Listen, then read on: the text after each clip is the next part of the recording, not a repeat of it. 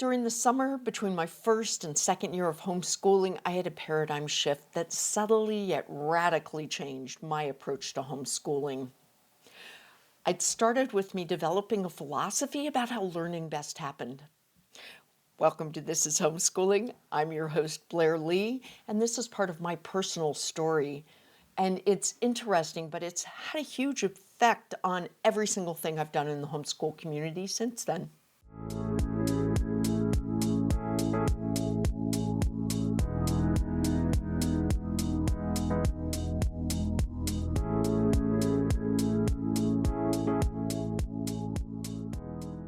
Started realizing that what I wanted to focus on was a culture of thinking.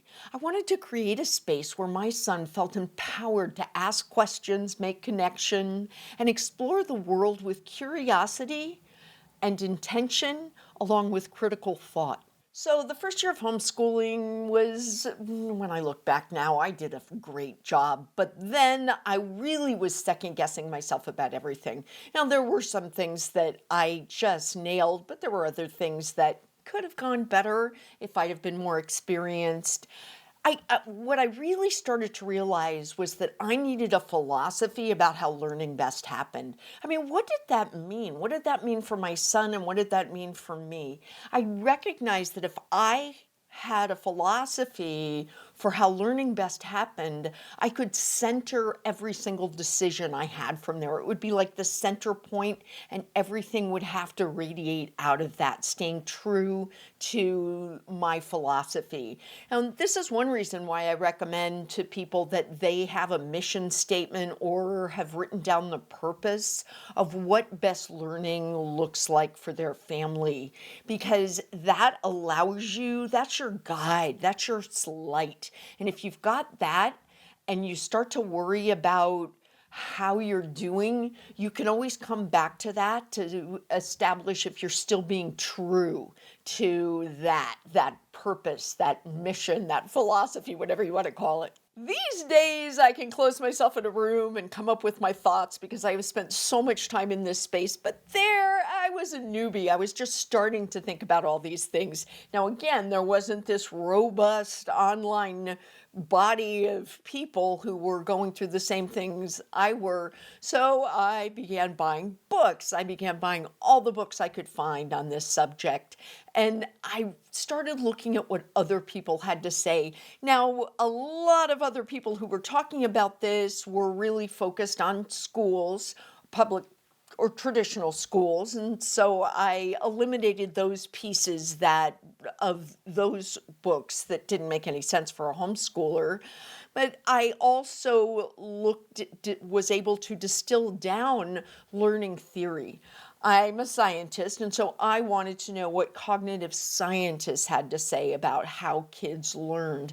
And I really began looking at that, and I began realizing that a lot of the best practices from schools weren't focusing on how kids learn best. They were focusing on how things were best taught.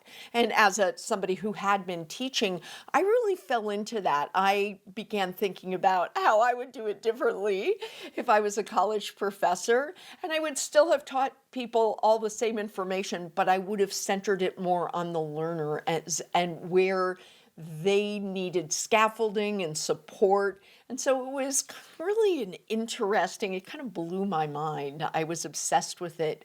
Everyone who was a friend of mine became either totally engaged or totally tired of me talking about this all the time. And that's what I did. I read an awful lot, made a lot of notes, and began bringing it all together so that I had my own working theory. One of the first things that I became aware of were the ages and stages of learning, and that is really important if you're working with kids, especially if you're working with more than one child. They're just going to be, if they're at different ages, they're going to be at different ages and stages, and so you really have to be thoughtful about just the natural and the brain development that's going on with the child. So you don't ask too much of them. Or you're not really understanding what they can handle and what they can't. When someone's an abstract thinker and when they're not ready for abstract, it should be more concrete. This is really important for any educator to be aware of, because it's so easy to fall into the habit of thinking in terms of your intellect. You've got to realize you're at a completely different age and stage than any young person that you're homeschooling. I'm going to assume everyone listening is an adult and your brain has just developed more.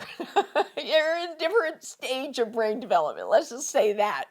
And so it's important to understand that. So I want to create this profound culture of thinking, and I have an 8-year-old who is not ready for the sort of profound culture of thinking that two adults would have together. I came to understand that I needed to support and foment the skills and ability so that my son would eventually be able to have these big picture conversations. Now, that's not to say that 8-year-olds can't have some pretty profound conversations, but I had to assume that there were some skills that needed to be worked on within that, and I had to give some thought to how I was going to do that. So if you're thinking, Blair, I don't know how to do this. How did you figure this out?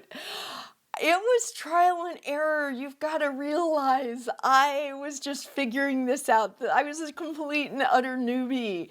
And there wasn't that much information. Like, how do you create a culture of thinking in a homeschool environment?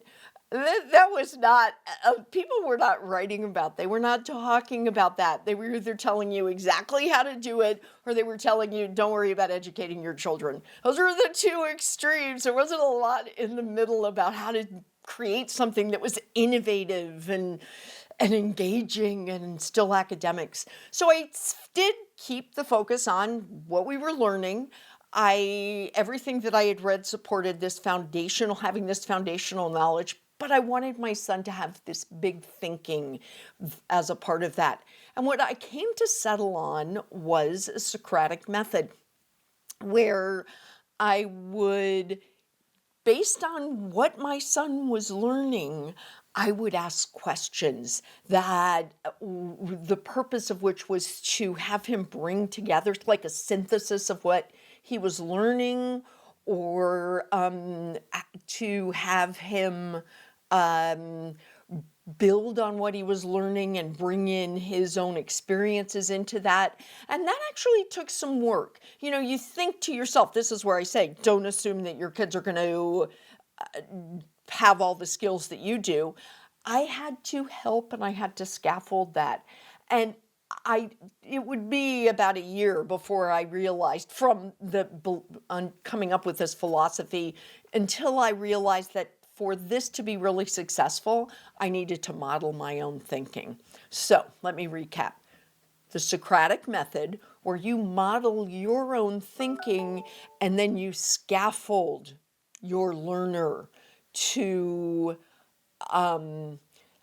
incorporate their own, how it looks, and then you scaffold them and help them build from there.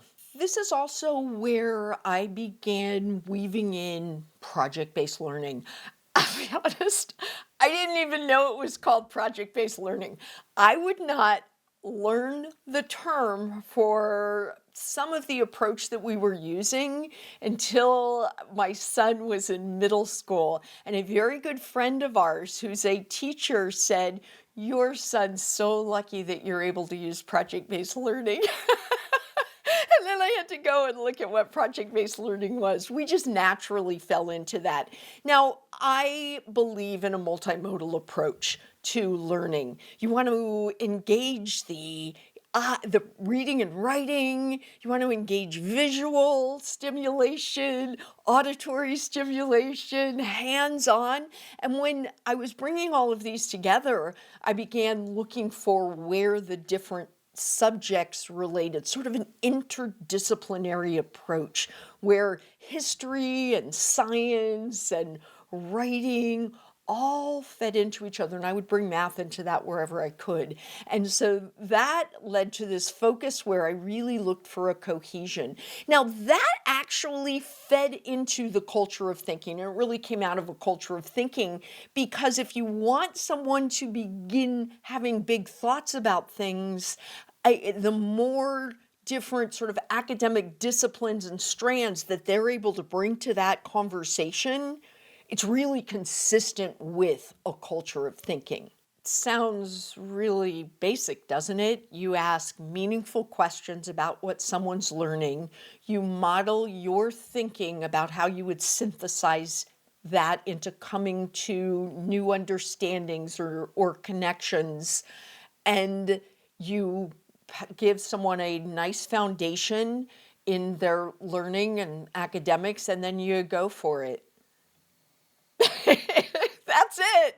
That's where we began creating a culture of thinking. It really helps a lot for homeschoolers because you understand, you know what your children are learning, and you can ask these big picture, profound questions. You're able to model your thinking. You're able to bring in different contexts, and you know what your children are doing when they're not in school. And so you're able to make connections to everyday life too. Because for a culture of thinking to really matter long term, that everyday component into the knowledge that someone has acquired, that synthesis, that's what makes a culture of thinking important.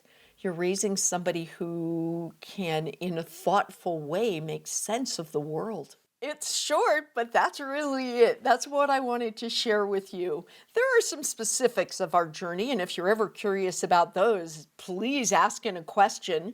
And if you've been working to create a culture of thinking, or there's some big picture questions that you think kids should be thinking about or asking or be able to synthesize in the context of the real world, hey, please put those in the comments. Please help your fellow homeschoolers and help me. I'll be sure to go and read them and have a conversation with you.